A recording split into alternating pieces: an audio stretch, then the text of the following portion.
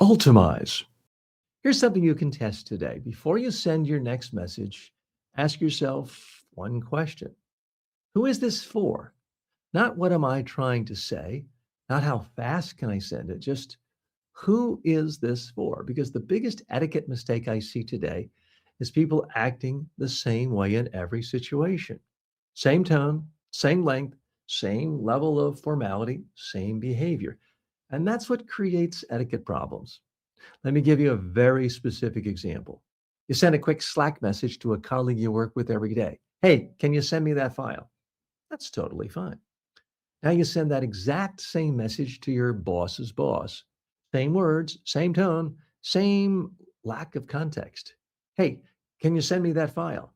Now, it lands very differently. It can feel abrupt. It can feel careless. It can feel like you don't understand the relationship.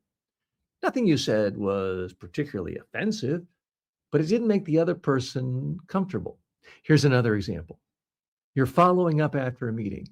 You send an email that says, just circling back on this. That's it. You think you're being efficient, but the person receiving it now has to go back and figure out what this is. Remember the context and decide what you want. You've just made their job harder. Now compare that to following up on yesterday's pricing discussion.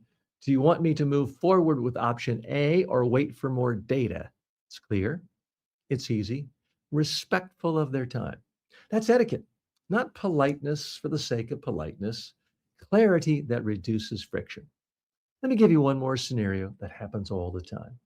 You're at a conference, you're standing at a booth with your team, a potential client walks up. One person immediately launches into a long explanation of everything the company does. Another person says, what brings you here today? Short, simple, focused on the other person. Who makes the interaction more comfortable? Who makes the other person feel like they're in control? That's the difference. And this is where people quietly damage their reputation. They don't read the situation. They don't adjust.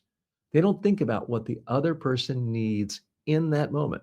They just operate on autopilot. And autopilot is dangerous in professional settings because different situations require different behavior. A quick internal message is not the same as a message to a senior executive. A casual team meeting is not the same as a client presentation. A networking event is not the same as a one on one conversation.